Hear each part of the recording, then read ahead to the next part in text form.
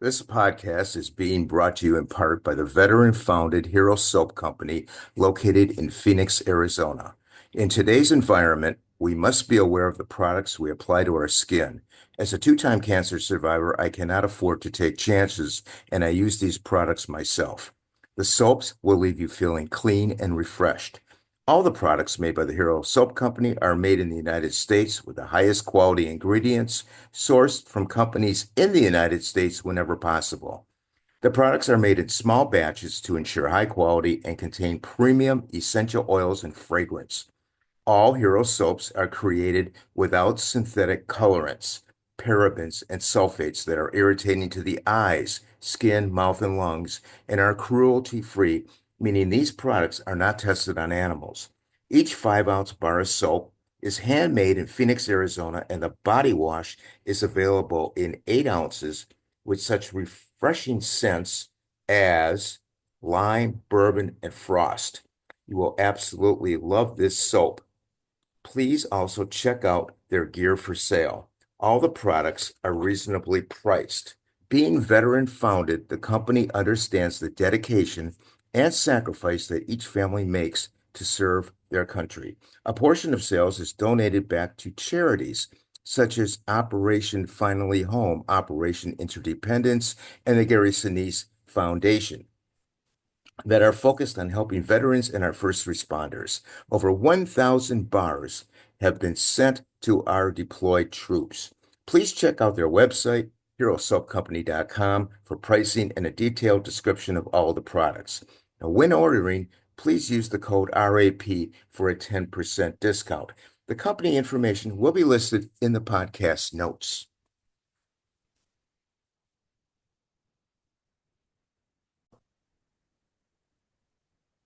Welcome, everyone in the United States, Canada, and around the world to another episode of It's a Wrap with Rap, the podcast of overcomers and useful information to better our lives and our mental spirit.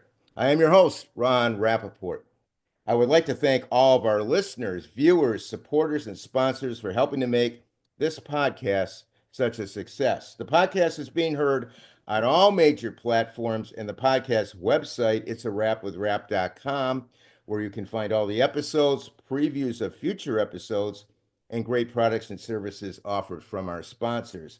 Now, you may also view all the episodes on our YouTube channel, It's a Wrap with Rap, the podcast uncut. My guest today is Bailey Parnell from Toronto, Ontario, Canada.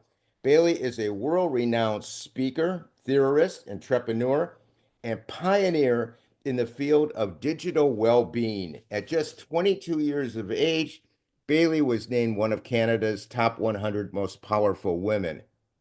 Since then, she has partnered with prestigious organizations like the United Nations, the National Football League, and various governments and universities around the world to share her insights on our digital lives, generative AI, human skills development, and leadership in the future of work.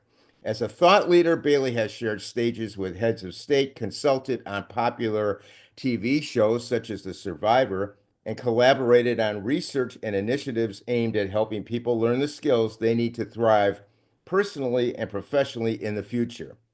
As a result of the work, Bailey has been featured in Forbes, Good Morning America, the Canadian Broadcasting Company, and has won numerous accolades. Chief among them, Bailey's TED Talk about social media and mental health, which has been seen by over 4 million people and still counting. She is on the podcast with us today to talk about that very subject, which interests all of us. Is social media ruining our mental health? Its effects on our brain and psychology, and how can we transform our online life? Welcome, Bailey, to the podcast. Thank you very much for having me. I'm glad to Well, be here. it's a pleasure, and I know everybody out there listening uh, is going to want to hear this and has a lot of questions on this subject.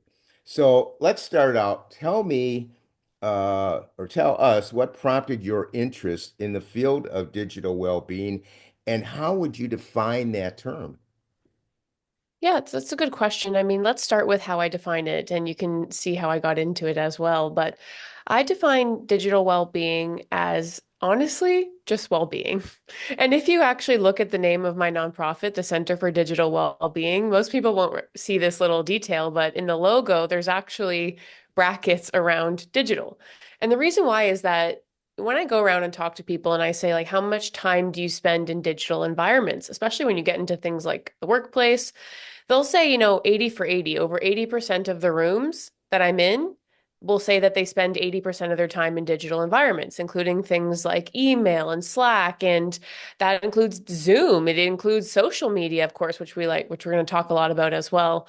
And so then I say, then that is your entertainment. That is your connection. It's almost like we're getting to a point now where you don't have a digital life and your regular life anymore. That just is life, especially the younger that you go. So, digital well being is that connection of how well are you emotionally, socially, cognitively, physically, spiritually, and then how does from my perspective, how does your digital tools and technologies and social media either add to that or take away from that? And so I actually got into this through the avenue of social media and mental health. And digital well-being goes well beyond just mental health and it goes beyond social media, but that's where I came to it. And just over a decade ago, I was working at a university called Toronto Metropolitan University, and I was particularly working in student affairs, which is kind of everything outside the classroom that supports student success. So that's included departments like the health and wellness department, where we taught things like resilience and empathy, and we did a lot of mental health work there. That included learning support, that included career centers and student leadership and student community and events and all these fun things. But my role was a weird one that didn't actually exist at many other universities. It was kind of digital marketing and storytelling and making sure that students even knew these services existed. And it was kind of luck opportunity preparation because what we were seeing was that, of course, everyone else, marketers had really figured out how to use these fun tools called social media. And at the time, it was mostly Facebook and Twitter, and Instagram was just popping off when I was there. And so we're thinking to ourselves, well, how can we use these same tools that marketers are using, but to connect students to their education and to actually, because here's the luck opportunity preparation. That university was the city university of the country. So that's kind of like an NYU to people who are familiar with the US context, which meant that 96% of our students were commuter students. So we just had to figure this out before other institutions. So we created models for digital student engagement that we ended up sharing at different universities around the world. But because I mentioned that I worked particularly in student affairs and not in university marketing, we were connected to the health and wellness department. And so very quickly we started to think, okay, well, oh my gosh, there's a little bit of research coming out about Facebook and teens. Like that's what it was back then. Yeah, Like there might be something going on here. Well, okay, if we're going to be asking all these young people to come be on social media with us, I think we have a responsibility to make sure that they can do it safely. And right. that's what kind of started my research into this area. Alongside this, though, was my own personal use. And I'm sure many listeners here can relate to this. I had, one experience that was at the beginning of that TED Talk where I kind of went on a vacation and I had decided to have no phone, no social media. And I just had this sort of epiphany realization of how that was my first no work vacation in about 4 years at that point. So it was really kind of a epiphany moment where I realized how mindless my use was, like how much I went to go grab in, how I was experiencing phantom vibration syndrome, where I thought that I physically felt it and it did not go off because it was not with me. So I was feeling distracted in conversations and I realized that I was, kind of thinking about it when I wasn't there. And all of these things, well, it made me realize if what on earth is going on here? Because I'm now studying this stuff. I work in it professionally and I use it personally, which means personally, professionally, and academically. Whew, if I don't know what's going on here, how on earth is anyone else going to know what's going on here? Right. Wow. That's interesting. Yeah, that's very interesting how you felt the vibration and you didn't even have the device with you. Yeah, and I'm certain that many of you have experienced that too, where you're like, oh, I just got a text and you check and nothing went off. And you're like, but I swear I felt it. And that's called Yeah. phantom vibration syndrome. And how many people have left the house, got in the car, started driving a couple miles down the road, and realized they left their phone.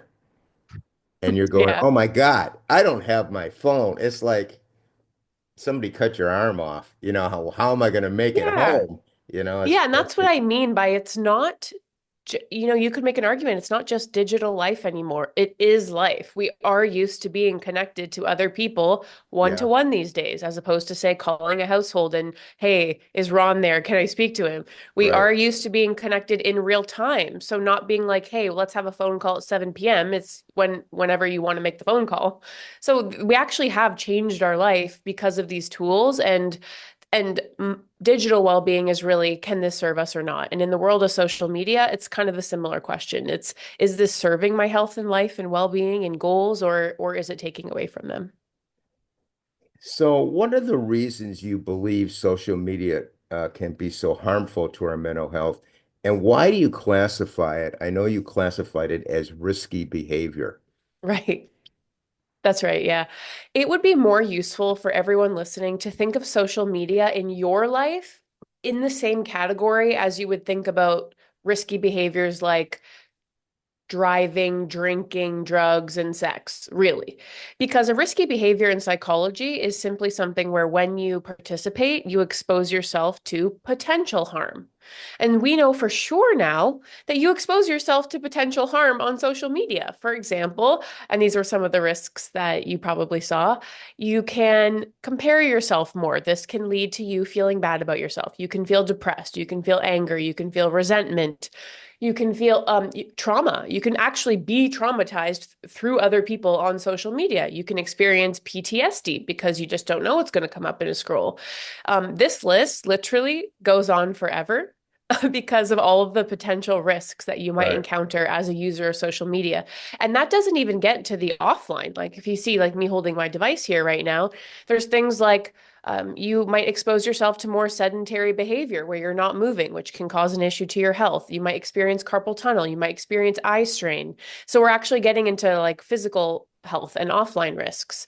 So if you put this all together, then it is very much a risky behavior. When you participate, you expose yourself to potential harm. And so that is very similar to, say, driving. You expose yourself to potential harm every time you get behind the wheel of a car. But does that mean that you shouldn't drive?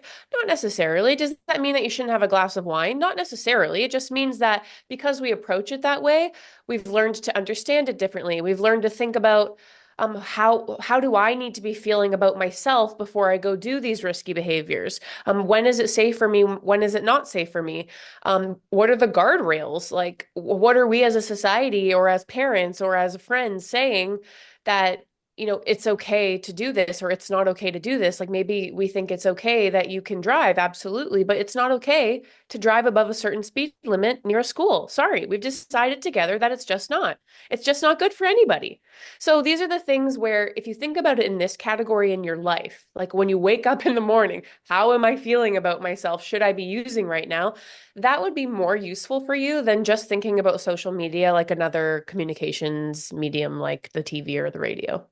And not to mention just the fact that you could be hacked, or you could have gone on a wrong website and your information is being, That's right. The risks are stolen. endless. We didn't even talk about scammers, predators, and harassment. Right, So, I mean, right, those are absolutely risks too, because that's the same as if you there, for example, if you're a drug user, there are the risks that you can experience from being a drug user, such as you name them, distraction, upset, decline, physical health. But then there might be malactors that are amplifying that risk for you. For example, maybe your drug is laced with something, or maybe driving. Let's go back to that example of another risky behavior. There might right. be a malactor who is someone else on the road who is behaving recklessly, even if you are not. Even if you've done all these things, there is an environmental kind of there's an environment at play that we all contribute to. And in a way, that is even amplified on social media because you have everything that you can do to manage your risk and to be good and to not use when you're feeling upset with yourself or lonely. But then you go online and you've got other people contributing to this digital space. So it truly is more like the environment of a risky behavior than just, say, someone's radio. Let's talk about how social media impacts a person's psychology or brain. Mm, Can you talk about that? What's going on in yeah. the brain?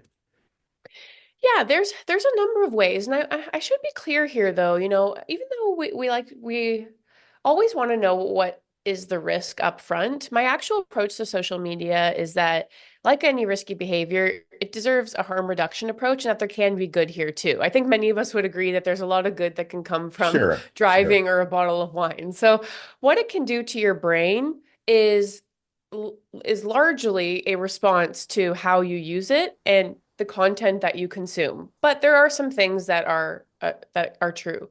So, for example, you'll often hear people talk about dopamine, or when you get a like or a comment or a share, or if we're being more accurate these days, it's probably, that meme that your friend sent you in a DM that you take as a bit of friendship. That when someone um comments on your story or likes it, all these little things, they become a dopamine hit. So this trains your brain. So the dopamine is a feel good chemical. Of course, it makes you feel like you're doing something. Jennifer Lee, a podcast supporter of ours, has just had her book, Why I Survived, released. The book is a story and memoir of dealing with dating abuse, armed robbery, and abduction and other forms of trauma. The book is dedicated to what is inside all of us: resilience, strength, courage, hope, perseverance, and love. Jennifer pulls us into her hair-raising traumatic stories and helps us understand the physical, emotional, and mental toll trauma takes on us. The book recalls four personal experiences of suspense, suspicion, and survival that ultimately leads to Jennifer's purpose of helping other survivors. Her book reminds us that we are not alone and encourages us to listen to our intuition to help us avoid pain and stay on the correct path. You will be on the edge of your seat once you read how Jennifer triumphs over her adversities and finds the gift of helping empower others to begin their healing journey by speaking her stories. You will simply not be able to put this book down after starting to read it. The reader will find words of support and knowledge you can use through Jennifer's experiences and resources throughout the book so you know that you are never alone. The book is available in paperback, Kindle, and audiobook formats through Amazon. Information on the book will be listed in the podcast notes. Right. Like it feels, because it feels good, our brain is being conditioned to want more of that. Now, the younger you are, the more at risk you are for this kind of conditioning, because the more at risk you are for any kind of conditioning. The younger you are, the less your brain is developed, literally, physically, I mean, as in not done growing. And you're more at risk for any sort of conditioning, but that's not to say that adults aren't either. And this is what I would love to focus on. I think, probably a lot of your listeners are above, 25. And they will often come to me wanting to talk about social media, about their kids.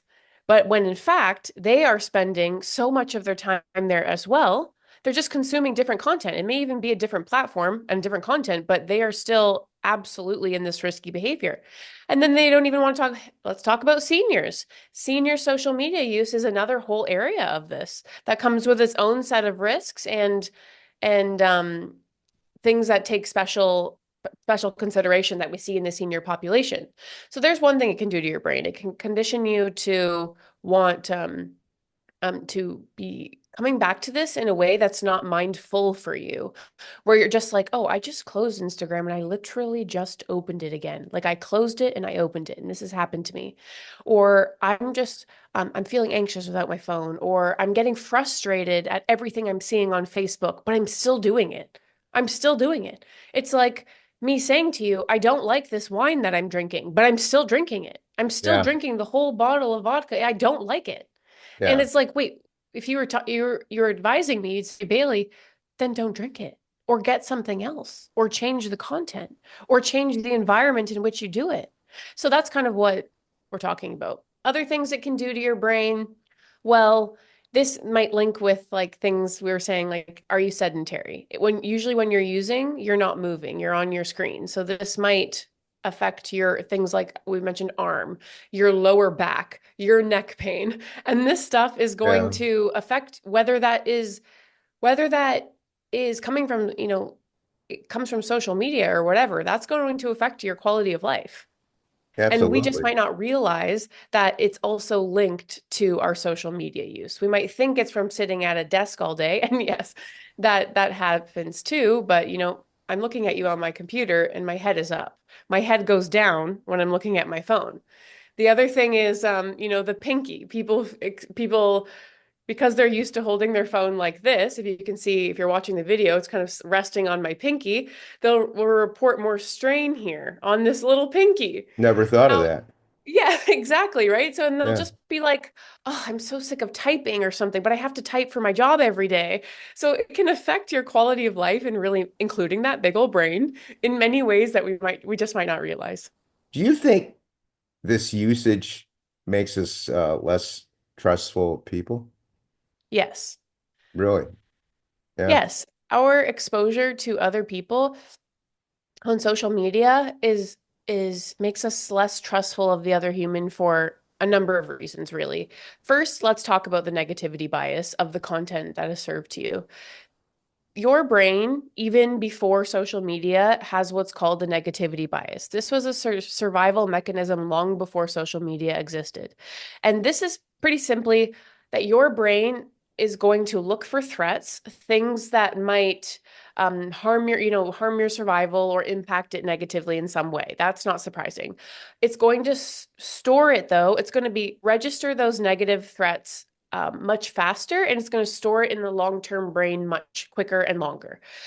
Now, if you think about early evolution, then that's not that surprising. It was probably more important for us to remember, hey, this plant, that's going to kill you, versus this plant, that tastes good. This one was more important. And so we Right. registered it that way for as a survival mechanism. But our brains are kind of like a version 7 brain in a version 13 world. And so if social media, what happens is with the algorithm, and another name for the algorithm is actually curation AI. So algorithms are curation AI. And now that people are starting to have more language around artificial intelligence, I could start saying that more openly.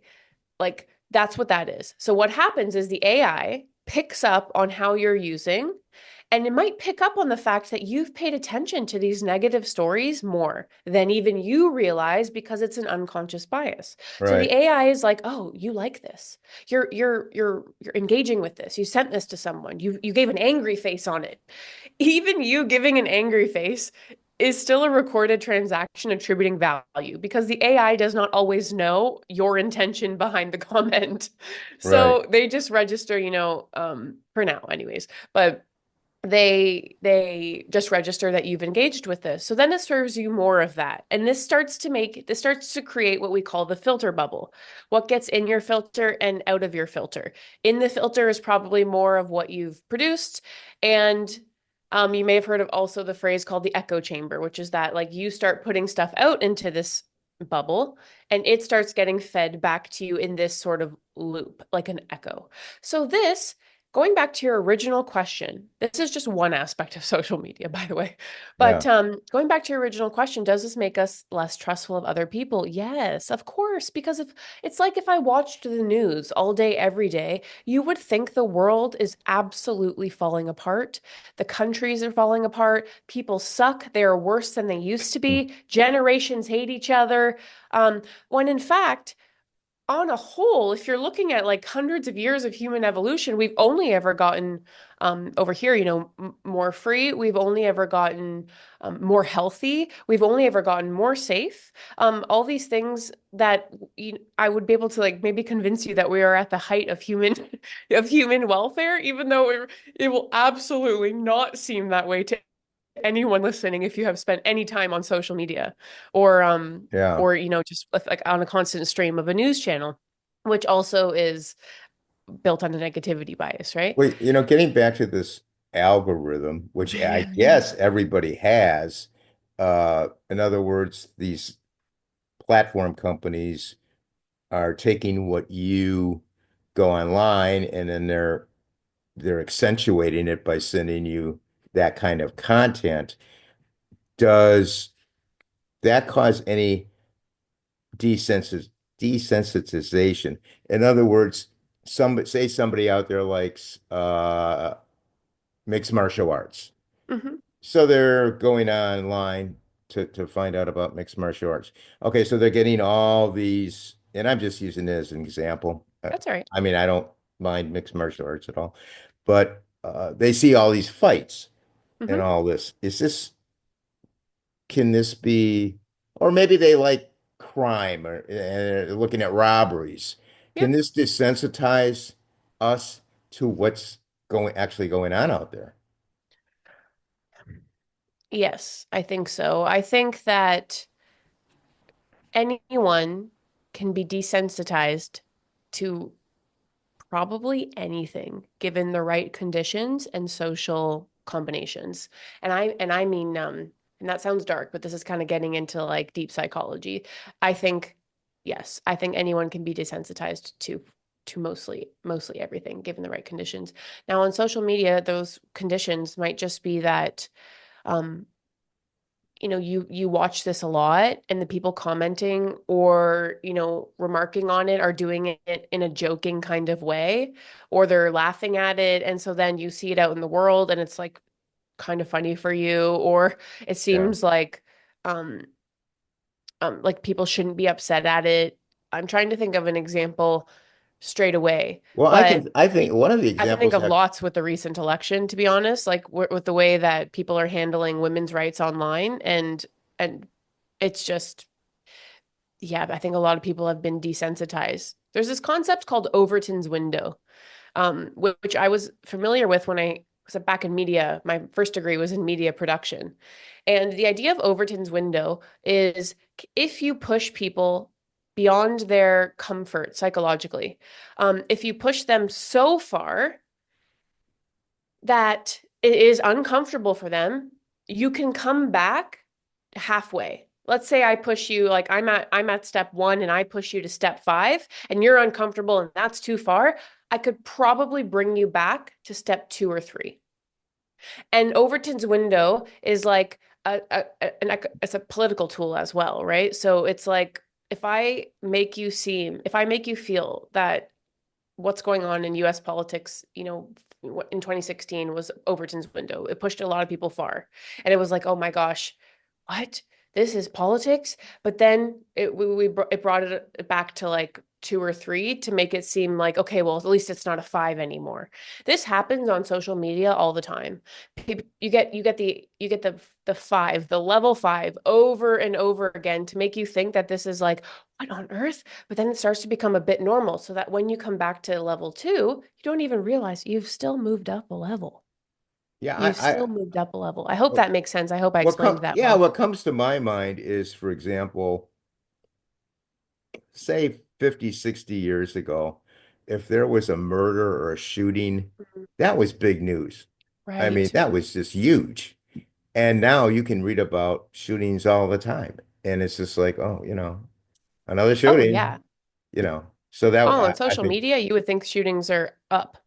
Well, yeah, actually, I mean, in some so I'm a Canadian here, in the States, and so there are some interesting differences, and I think one of the differences is like there actually are shootings up in some places, particularly in the chief cause of death for children. So yeah. so there are some things that, to your point, you're pushed. over the saying that out loud, by the way, what I just said 10 years ago, 20 years ago, people would have been like, what on earth are we doing? Like, how is this not what? They'd be like, this is chief issue number one.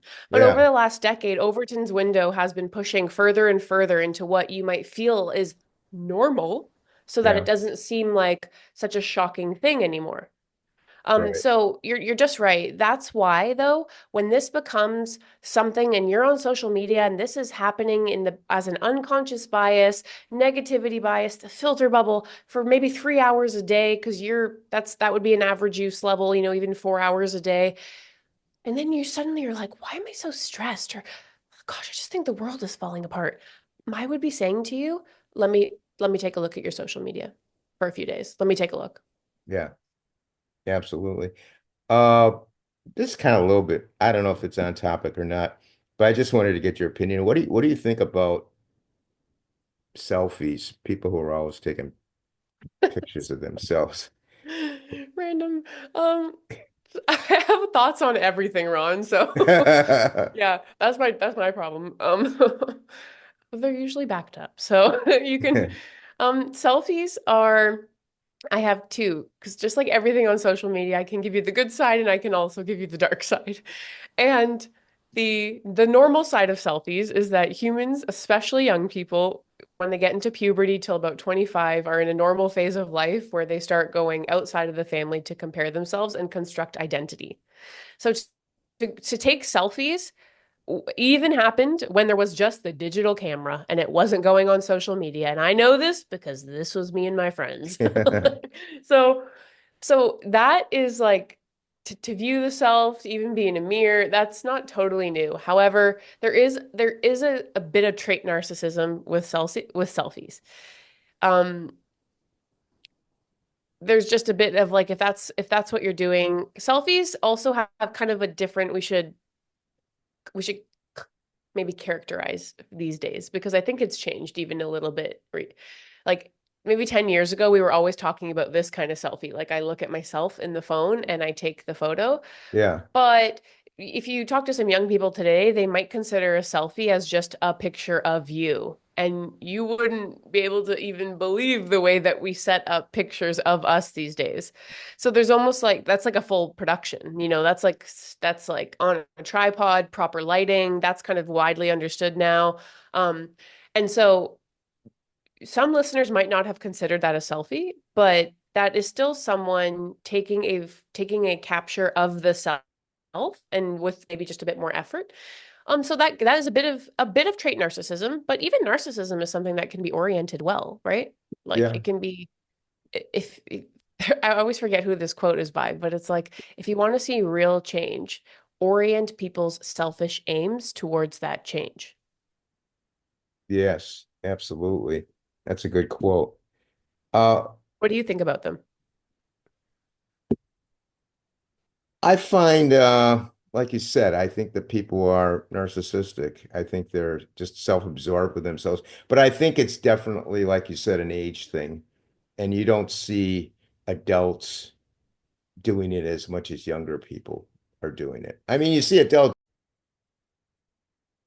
The podcast guest and author, Marcia Moran, has written an incredible read titled Stroke Forward: How to Become Your Own Healthcare Advocate, One Step at a Time. On March 30th, 2014, Marcia's whole world changed as she suffered a stroke at age 53.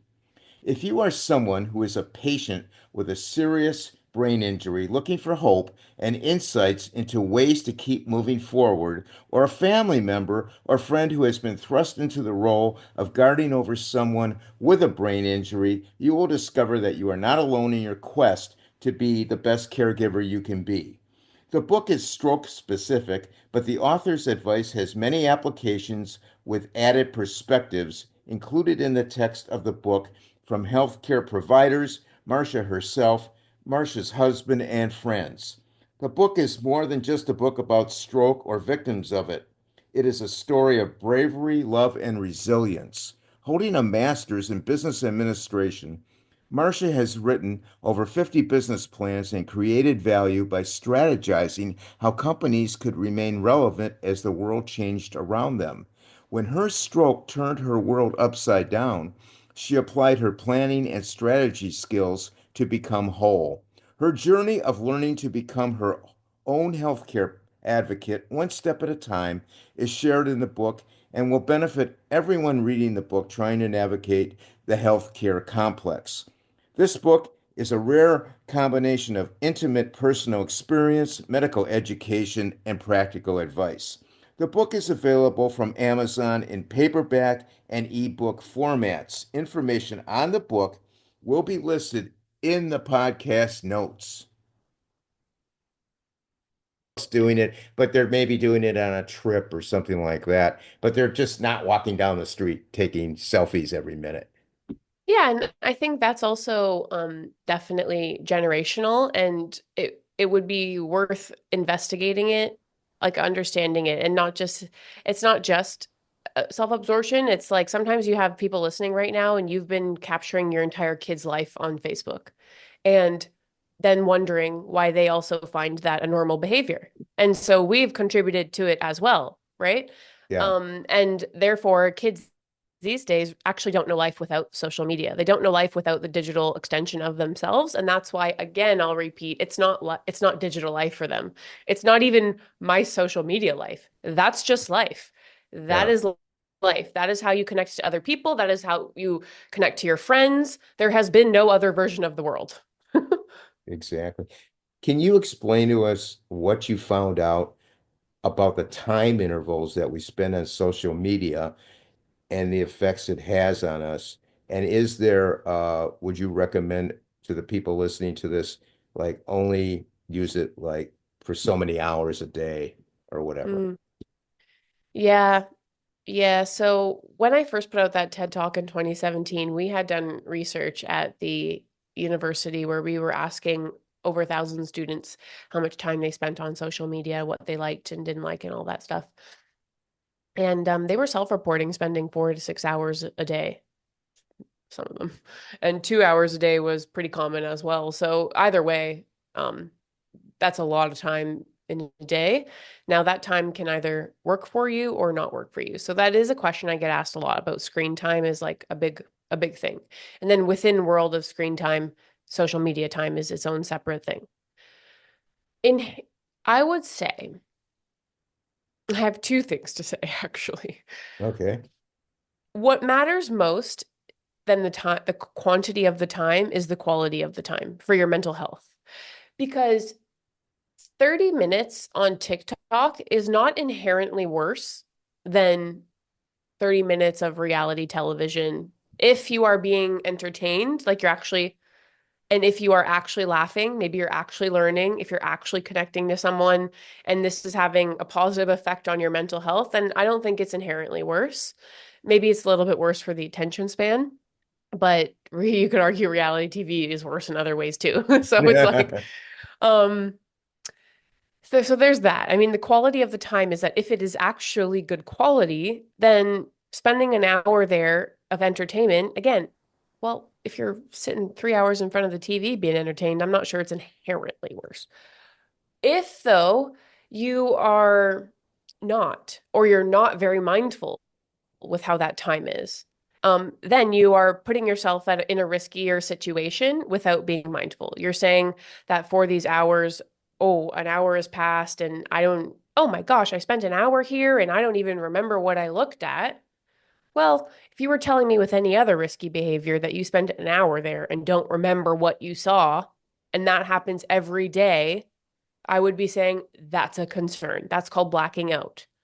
And Okay. that does not stop the fact that things are getting into your brain, even your subconscious brain in that time, you are just no longer aware of what it is. So if that's how you're using for that quantity of time, then I would say you need to use less. Use less and I would rather you consume less but consume mindfully. Okay. That's a good parameter that you just gave us. What are your thoughts pertaining to people blaming social media for their happenstances? Like what? Oh, they're having a bad day, or they got some misinformation, that type of thing. I mean, I don't know if I'm understanding correctly, but if like they're saying they're They're blaming social media, uh, for their problems. are they like blaming social media or are they just sharing it on social media? Uh, well, somebody may be bullying them or whatever, Right. that type. Yeah, I mean, there are things that can happen. To me would make sense in some respects because yeah, social media is like we've said, it can you can experience harm on social media and it can contribute to exacerbating harms that you already are experiencing offline.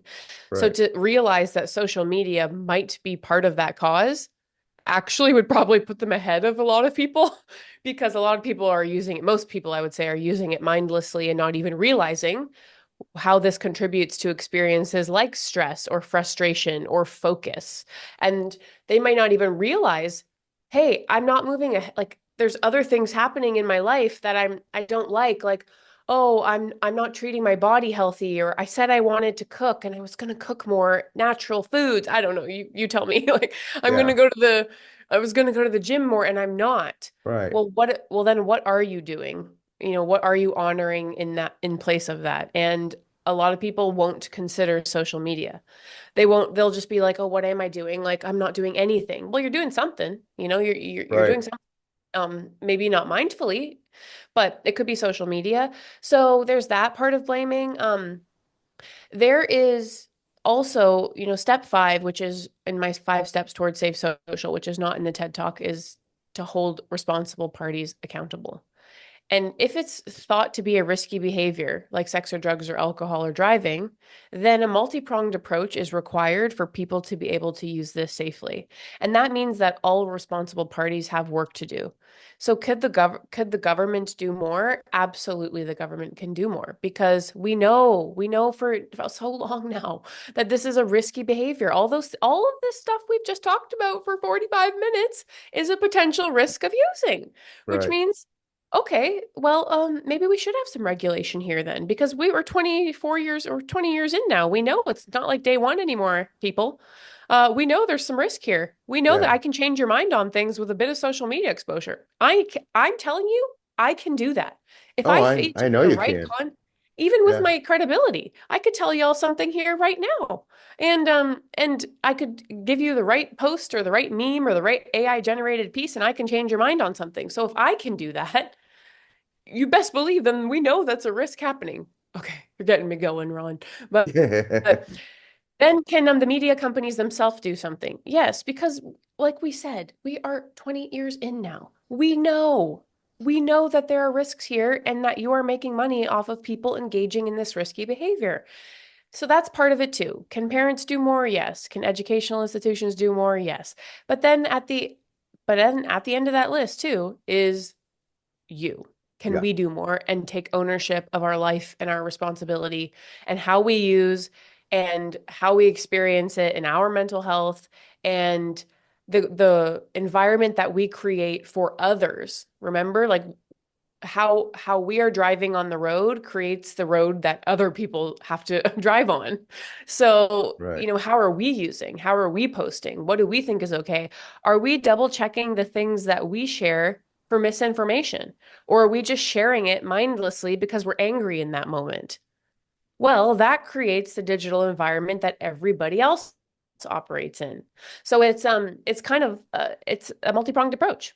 Everybody responsible for this needs to understand that it is a risk, which is why I talk about this so much, and then also take some self-accountability too. Uh, I know we got a lot more questions, but it just dawned on me, and I don't know if it's happening or not in schools, but this should be a course for children. Yeah. It Do you really know should. what? Every time all of your listeners, if this is the first time they've ever engaged with this material, they'll probably be thinking the same thing, just as I did, which is like, how can this one thing be affecting so many people? every part of life, by the way, because like I Right. said, even though I started my research on social media and mental health, digital well-being goes beyond social media to other forms of technology. But let's just stay with social. And also it goes beyond mental health to how does this affect societies, democracies? How does it affect journalism? How does it affect relationships and marriages? How does it affect learning and focus? So your ability to even watch extended content, like to even sit down and watch a movie for 2 hours, is affected by social media. So all of these things are affected by this. And I would come to a similar conclusion as well. How are we not taught about this? Yeah, really. I want to get into something. You use the term social currency. Hmm. I want you to explain what that is and Sure. kind of gets into another question, but go ahead and just explain that for our audience. Yeah. A currency, just like a dollar or a euro, is quite literally something that we use to attribute value to a good or service. That's what a currency is. And we've all agreed upon this currency. The minute we don't agree upon it, it is no longer a currency. That's how currencies work. Now, in social media, these likes, comments, and shares, or like I was saying earlier, if we're being more accurate, it's probably that zero point 0.5 seconds longer that you spend on an advertisement, or that photo that you sent your friend in a private message. These become recorded transactions attributing value.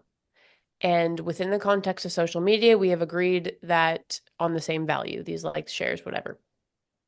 Now, this is social currency. Social currency, in a weird way, did exist before social media. Like I've got a book behind me over here called The Theory of the Leisure Class, which is the idea that people could amass social currency through conspicuous consumption and not working, basically. Like, do you have to work and how much can you consume?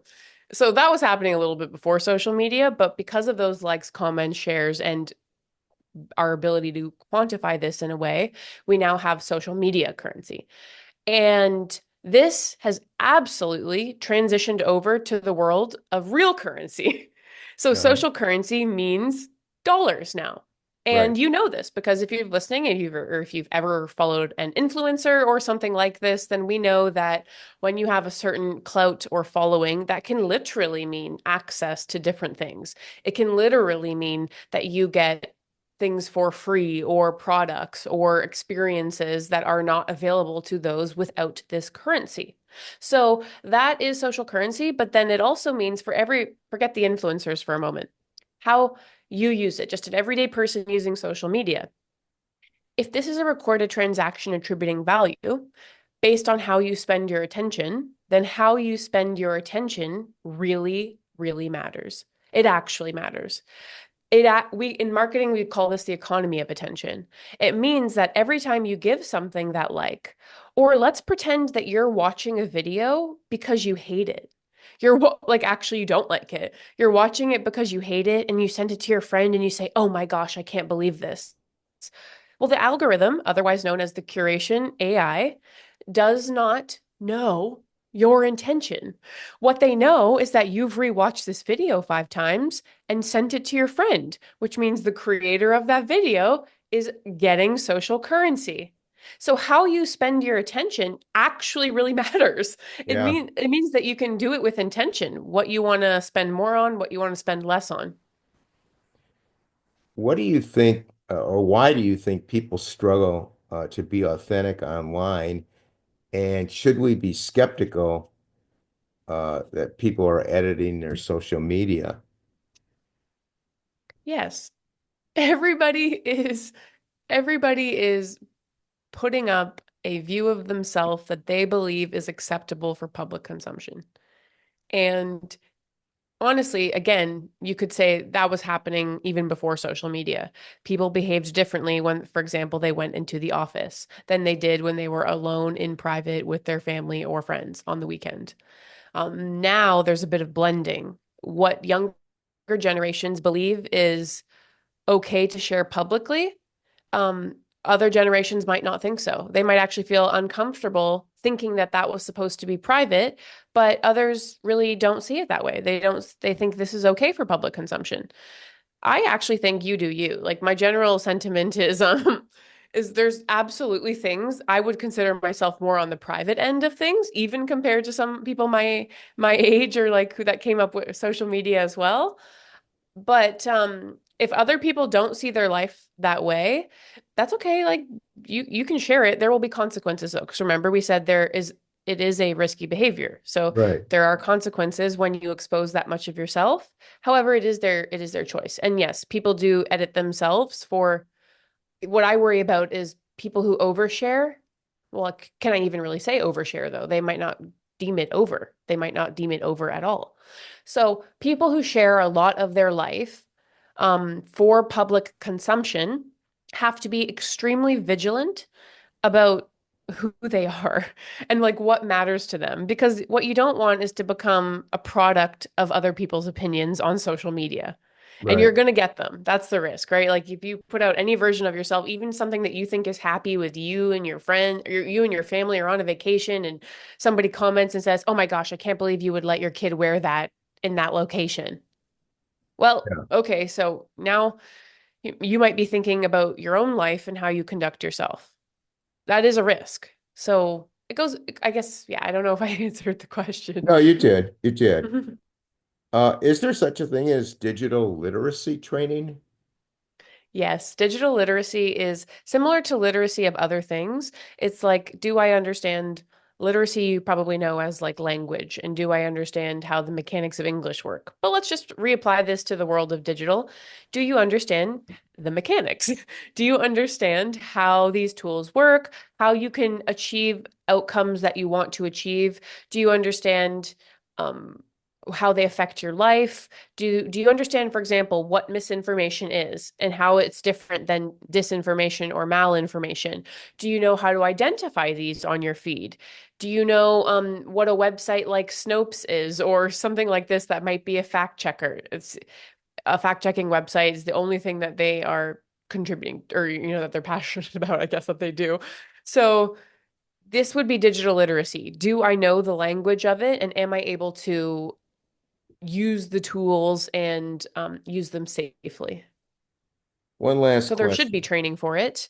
There is not enough training for it. If you ask me, this would be part of schools. Increasingly it is. So some of you listening may know that your kids have taken computer classes or classes on typing. Those are old school versions of digital literacy.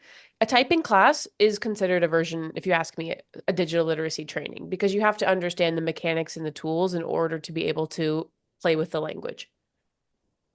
One last question for you. What do you suggest the users of social media, the parents, what can the parents and schools do to make social media more safe?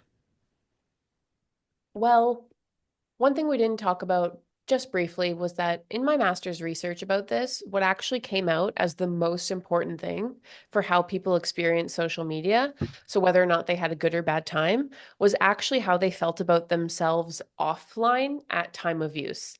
So if you were feeling good about yourself and your life and your goals and whatever you got going on, and you went on social media, you were more likely to have a good time. And it was the exact opposite. If you were feeling bad about yourself, like, oh, I didn't go to the gym today, or whatever reason, you are more likely to have a bad time. Now, this means that if I was trying to help kids, it might seem counterintuitive at first to say, hey, let's not go online to help you with social media. But actually, the best thing you'd be able to do for them is to help them find offline things like connections, relationships, passions, hobbies, things that give them confidence. And I promise you, it will follow you online too. Okay. Even if you have a passion or an interest, then you suddenly go online and you're subconsciously more drawn to that thing. You really like cooking? Well, guess what? My mother-in-law got on Instagram only a couple years ago, and when I go on her feed, she has all these Indian cooking channels and she loves it. And so she actually makes these things after she follows Bollywood stars. And because she had distinct interests offline, she actually was able to go online and create a healthier experience. So there's that, but then there's like just general understandings that kids might benefit from, like, what does cyberbullying look like? Parents can help their kids understand that to be a cyberbully is just a bully, and that's just bullying these days. Right. So if you're trying to teach anti-bullying, there's no version of that that doesn't include online anymore. That might be an example. Yeah. Bailey, how can people contact you? They want to uh, get your expertise on things. Oh, well, I actually am at Bailey Parnell on all social media, and I like to think that it's the good side of social media. Right. And um and so there's that. I'm baileyparnell.com, but then I also have the Center for Digital Wellbeing, and there we have free resources and materials that you can take a look at, and even things like how to have the talk with your kids or parenting or stuff like that. So that's always being built out. Okay, I want to go over this one more time. I'm going to put it in the podcast notes Oh, sure. for people listening. Social media at Bailey Parnell, Mhm. Baileyparnell. And then you said there was another one, Bailey Oh, well, Parnell, my website is baileyparnell.com. baileyparnell.com. And then the Center for Digital Wellbeing. Yeah. Is that a website? Yes, it is also a Center for Digital Wellbeing.org. .org. All right. Okay, we'll put that in the podcast notes. I want to thank you so much, Billy, for being on the podcast and educating us on this important topic. I know you have a lot of things going on. I wish you good fortune going forward in all your many endeavors, because I know you have a lot of endeavors. Thank you. And it was great talking to you. And I just want to thank you for your time. It was just very insightful, very educational. Oh, good. I'm so glad to hear. I hope that everyone listening takes away something that you can use to Oh, better they your day. will. They will for sure. Comments and suggestions for the podcast, you can email me at it's a wrap with rap at gmail.com. Our Facebook is it's a wrap with rap. We have you're welcome to join the group. It's a private group and we have about 2,000 members. Instagram is a wrap with rap podcast. We're on X at rapper, WRAPPER 130. Our YouTube channel is It's a Wrap with Rap. The podcast uncut. And of course, our website is it's a wrap with rap.com. I want to thank everyone for listening. And I want everybody to please stay safe. And for now, it's a wrap.